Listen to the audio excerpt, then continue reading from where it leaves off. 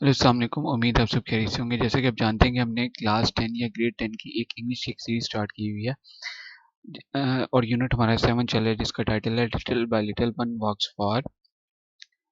थोड़ा थोड़ा करके इंसान दूर तक जाता है। पैराग्राफ नंबर 4 है जो आज हम इसको कवर करेंगे और इसके साथ एक क्वेश्चन है उसको भी। लेकिन उससे पहले हम वर्ड्स मीनिंग को देखेंगे ताकि हमें ट्रांसलेशन करने में आसानी हो। टाइम स्टैम्प्स हमने ऐड कर दिए वीडियो की डिस्क्रिप्शन में, कमेंट सेक्शन में, वीडियो के बॉटम में भी शो हो रहे होंगे, आप एक क्लिक करके वहाँ जा सकते हैं। ठीक है, तो ये वर्ड्स ही में, इन वर्ड्स के ये अंग्रेजी में मुतादिफ अल्फाज ही में, इन वर्ड्स के ये उर्दू में मतलब दिए हुए। ग्लैड, हैप्पी, प्लीज्ड, कंटेंटेड, इसको पढ़ना है कंटेंटेड। जॉयफुल, खुश, taste, fondness, longing, relish, liking, जायका। Real, true, actual, authentic, natural, हकीकी, offer, give, provide, submit, present, पेशकश करना। Lessons, task, exercises, drills, practices, सबक, succeed, thrive, prosper, work, triumph, आखिर में फे की बात, ट्रायम्फ, कामयाब होना। Excel, surpass, outshine, outdo, exceed, मुमताज होना। Motivation, stimulation, provocation, to drive, leading, Tehreek.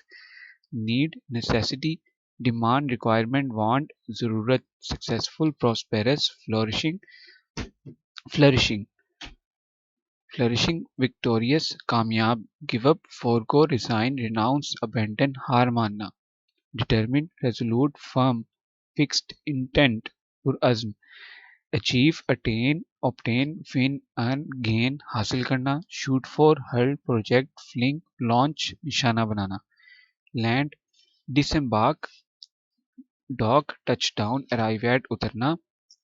Amongst, among, amid, amidst, between, दरमियान। अब हम इसकी ट्रांसलेशन देखते हैं।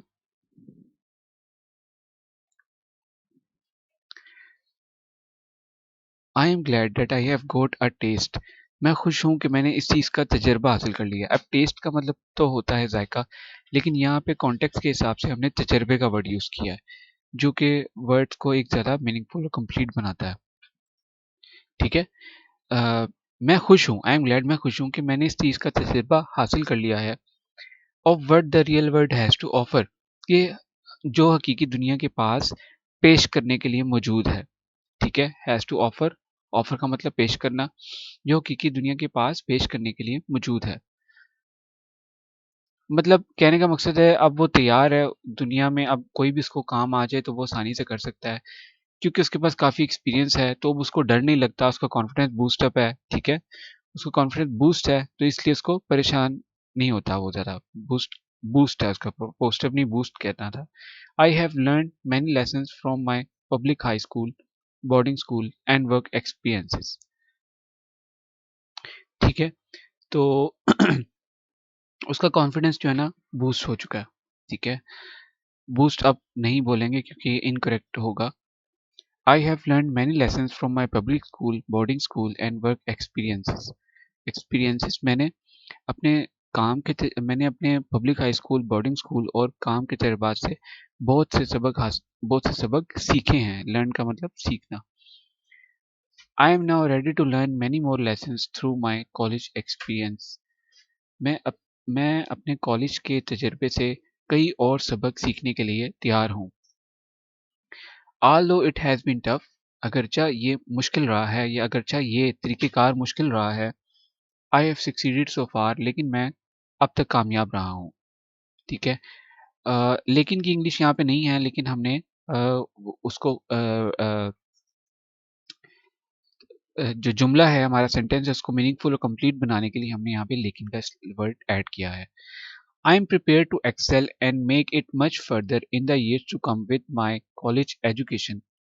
मैं अपने कॉलेज की तालीम के साथ आने वाले सालों में, मैं अपनी कॉलेज की तालीम के साथ आने वाले सालों में, in the years to come, आने वाले सालों में, इस तजर्बे में मजीद इजाफे के लिए।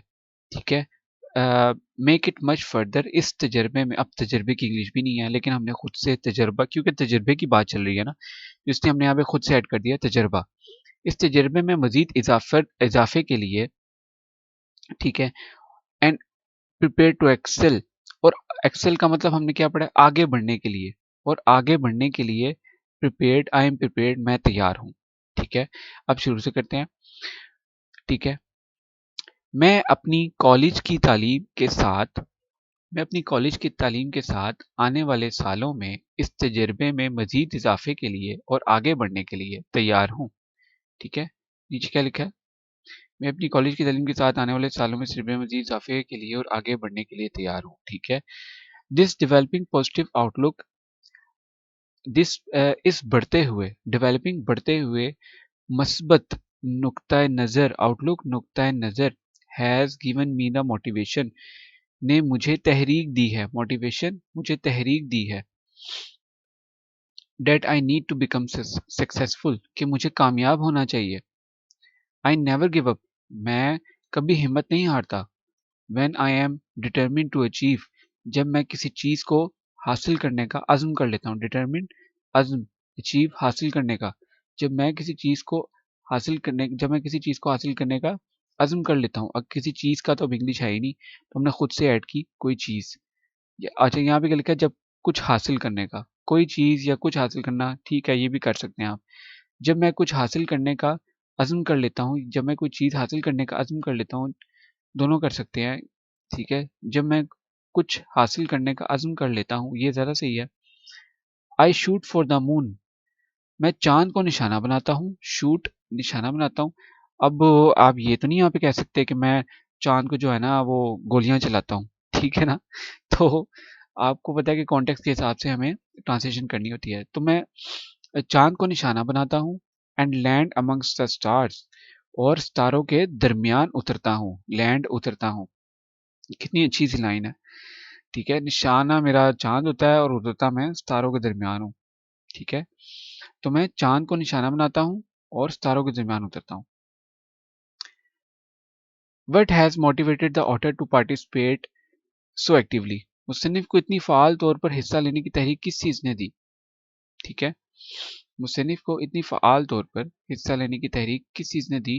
The developing positive outlook has motivated him to participate so actively, इसके बढ़ते हुए नुक्ता नज़र, मस्बत नुक्ता नज़र ने, इसके बढ़ते हुए मस्बत नुक्ता नज़र ने इसे इतनी फ़ाल तौर पर हिस्सा लेने की तहरीक दी।